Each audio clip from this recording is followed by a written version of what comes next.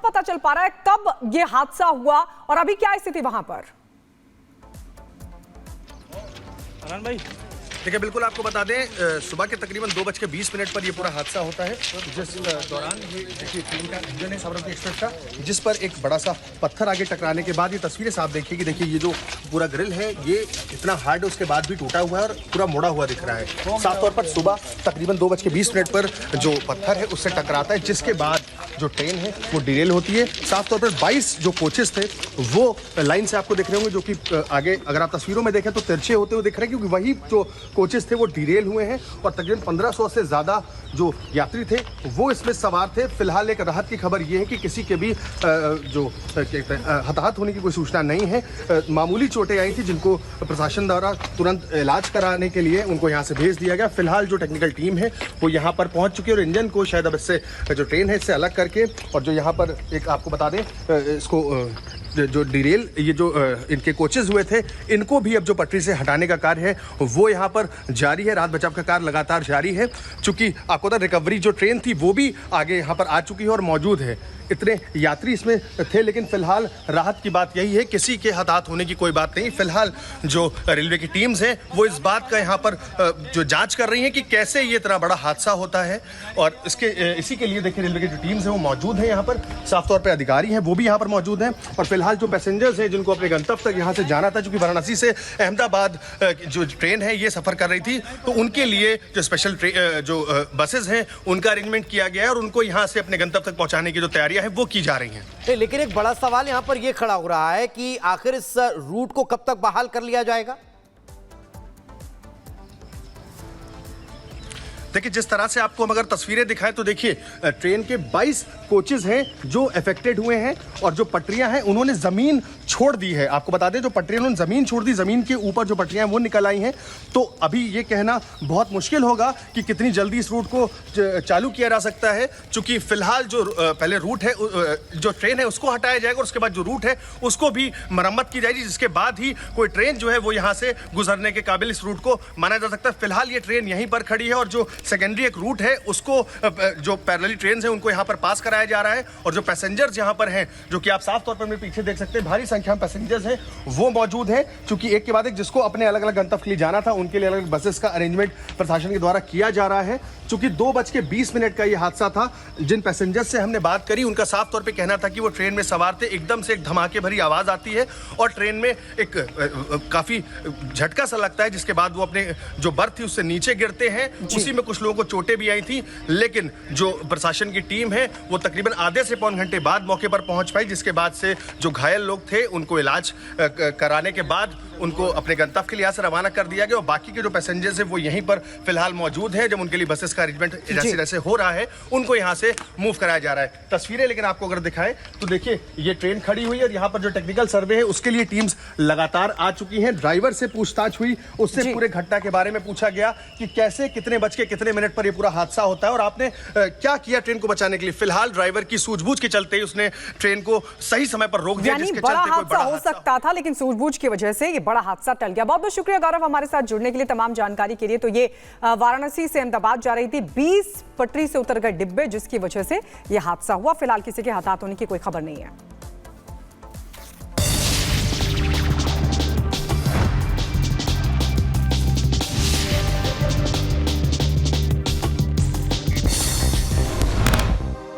IMA के आह्वान पर आज देश भर में डॉक्टरों की हड़ताल, अगले 24 घंटे तक रहेंगी ओपीडी सेवाएं बंद। आईएमए की यह हड़ताल कल सुबह 7 बजे तक जारी रहने वाली है। आईएमए ने कहा है कि हड़ताल के दौरान मॉडर्न मेडिसिन के डॉक्टर्स अपनी सेवाएं नहीं देंगे। इस दौरान मरीजों को सिर्फ जरूरी सेवा ही दी जाएगी। उधर इंडियन मेडिकल एसोसिएशन ने अपनी मांगों की एक सूची भी तैयार की है, जिसमें अस्पतालों के खिलाफ हिंसा से निपटने के लिए नीति बनाना और डॉक्टर्स की सुरक्षा समेत कई मांगे रखी हैं। एसोसिएशन ने पत्र लिखकर सीसीटीवी की निगरानी और सुरक्षा कर्मियों की संख्या में बढ़ोतरी की भी उठाई है मांग। कोलकाता रेप कांड मर्डर मामले को लेकर सीबीआई का एक्शन तेज हो चुका है। सीबीआई ने आरजीके अस्पताल की पूर्व प्रिंसिपल को हिरासत में लिया है। सीबीआई की टीम ने सड़क से पीछा कर प्रिंसिपल को पकड़ा और उनसे पूछताछ जारी। कोलकाता रेप केस में सीबीआई की टीम ने बढ़ाया अपनी जांच का दायरा। अस्पताल के सुरक्षा गार्ड के बयान भी दर्ज कर रही है सीबीआई। वारदात वाली रात हॉस्पिटल में तैनात थे ये guards. Kolkata rape murder case में सीबीआई सूत्रों से मिल रही है खबर। सीबीआई ने 30 लोगों की लिस्ट तैयार की है। सीबीआई की इस लिस्ट में मृतका के कुछ दोस्त भी शामिल हैं। ये वही दोस्त हैं जिनके नाम पीड़ित परिवार ने सीबीआई को दिए। कोलकाता रेप मर्डर केस को लेकर डॉक्टर्स की टीम ने बंगाल के राज्यपाल से भी की मुलाकात। आरजीकर अस्पताल में गड़बड़ी का आरोप लगाया। डॉक्टरों से गवर्नर से सुरक्षा की मांग उठाई गई है। मामले में केंद्र से हस्तक्षेप की भी उठाई गई है मांग।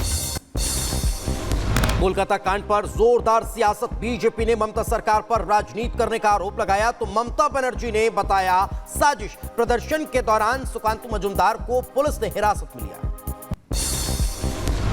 उदयपुर के स्कूल में चाकूबाजी के बाद भड़की हिंसा। आक्रोशित भीड़ ने शहर में आगजनी और तोड़फोड़ की घटना को दिया अंजाम। प्रदर्शन के दौरान भीड़ ने कई गाड़ियों को भी फूंक डाला। हिंसा के बाद पूरे उदयपुर में जिला प्रशासन ने लगाई धारा 144।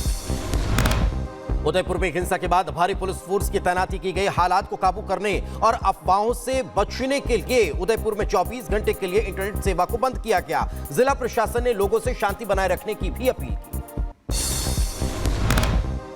उदयपुर हिंसा के बीच पुलिस का एक्शन तेज। शहर का माहौल खराब करने वालों पर होगी कड़ी कार्रवाई। उदयपुर के एसपी ने सोशल मीडिया पर अफवाह फैलाने वालों को चेताया और कहा कि अफवाह फैलाने वालों से सख्ती से निपटेगी पुलिस। उदयपुर में रैपिड एक्शन फोर्स की कई कंपनियों को किया गया है तैनात। उदयपुर हिंसा को लेकर पुलिस का एक्शन तेज। हिंसा और तोड़फोड़ के मामले में अब तक 3 अलग अलग थानों में एफआईआर दर्ज। एहतियातन आज उदयपुर में बंद रहेंगे स्कूल कॉलेज। महाराष्ट्र के नासिक में 2 समुदायों के बीच हुआ बवाल। बंद को लेकर 2 समुदायों में विवाद के बाद पथराव भी हुआ। दोनों तरफ से पत्थरबाजी के दौरान कई लोग जख्मी हो गए। पथराव के बाद इलाके में तनाव, भारी फोर्स तैनात। बांग्लादेश में हिंदुओं पर हिंसा के खिलाफ बंद का आह्वान था।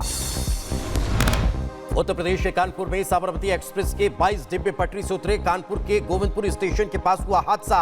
वाराणसी से अहमदाबाद जा रही थी ट्रेन। फिलहाल हादसे में किसी के हताहत होने की खबर नहीं। हादसे की सूचना पर मौके पर पहुंचे रेलवे के अधिकारी राहत बचाव काम में जुटे। समाजवादी पार्टी के नेता नवाब यादव पर पुलिस का एक्शन जारी। कोर्ट से अनुमति के बाद नवाब के डीएनए टेस्ट की प्रक्रिया हुई शुरू। डॉक्टर्स की टीम ने नवाब यादव का डीएनए सैंपल लेकर जांच के लिए भेजा। 15 दिन से 1 महीने के अंदर आएगी नवाब की डीएनए रिपोर्ट। उत्तर प्रदेश के कन्नौज कांड के आरोपी नवाब सिंह और पीड़िता का हुआ डीएनए टेस्ट। मेडिकल टेस्ट के बाद नवाब पर रेप की बढ़ाई गई है धाराएं। अभी पुलिस हिरासत में है नवाब सिंह।